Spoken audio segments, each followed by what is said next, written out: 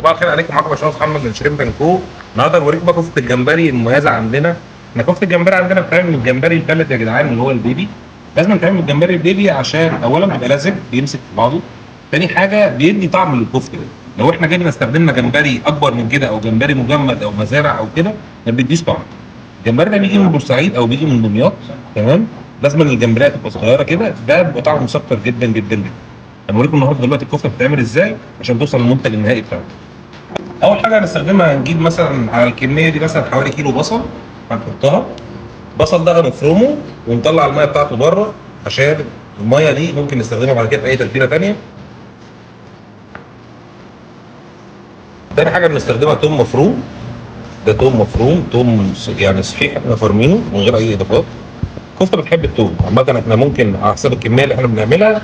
التوم لو هو توم لسه جديد يعني وريحته توم بلدي ريحته وطعمه فيه، ممكن الكميه دي تكفي الكفته دي كلها. ثالث حاجه معانا ده بقدونس مفروم، بيدي طعم وريحه برضه حلوه للكفته. واخر حاجه بنحط شبت. الخضره عامه مش مستحبه كتير، بس لازم تبقى فيه خضره علشان بتدي ريحه كويسه للكفته. نبدا بقى بالتوابل بتاعتنا. اول حاجه طبعا ملح، ونراعي ان الجمبري ما فيهوش ملح خالص. الجمبري اللي احنا بنستخدمه ما يكونش اتحط عليه ملح قبل كده. معلقتين ملح كبار. تاني حاجه بنستخدمها كمون. جمبري وكفته عامه بتحب الكمون جدا. تالت حاجه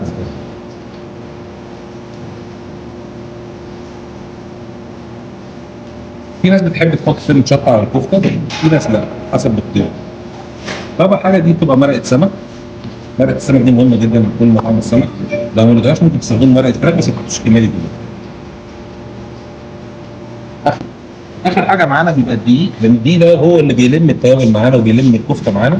من غير الدقيق مش هتبقى ما فيش صباع كفته سليم. هنحط دقيق، ولو عاوزنا تاني نحط دقيق تاني.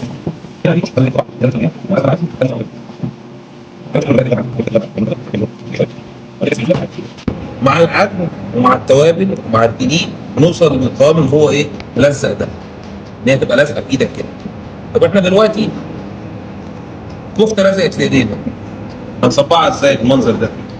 لازم يبقى جنبك بوله فيها زيت نباتي، اي زيت عادي، بس بلاش زيت زيتون وزيت ذره والكلام من ده، اي زيت عادي عشان ما ياثرش على طعم الكفته.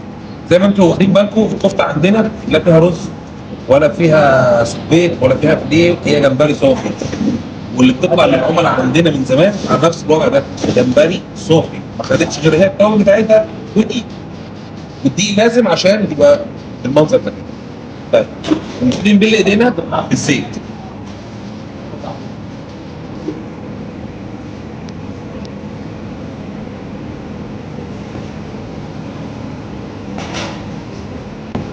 نصبعها احجام صغيره شويه عشان تستوي معانا ايه كويس. كل ما نلاقيها لزقت في ايدينا نحط فلفل جوه. نحاول قدر الامكان ان احنا نخليهم كلهم متساويين. طبعا العملاء اللي بتاخد من عندنا كفته، لما بتاخد الكفته بتاخدها موزونه متصبعه جاهزه على طول. يعني ست البيت، وعلى فكره الكفته دي بتروح لها فروزن، يعني ست البيت يا دوبك تقليها وبتتقلي فروزن على فكره يا جدعان، يعني مش لازم تتحط وبعد كده تتقلي.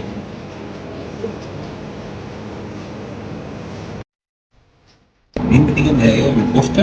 دي كفته الجمبري بقى، بص بقى ما شاء الله اللون الذهبي ازاي، وبعدين بتبقى طريه مش ناشفه. بص ما شاء الله ده الجمبري من جوه كلها جمبري. دي الكفته بتاعتنا بنشربها من فوق. عايزين تجربوها كلمونا على 010 99 5 3 3 2، او شرفونا في المحل 3 شارع انفار اللي هو شارع البحر، اللي هو الشارع بتاع حماده شربي، المصري اللي بعد حماده شربي على طول. كان معاكم محمد، بعض حكايه.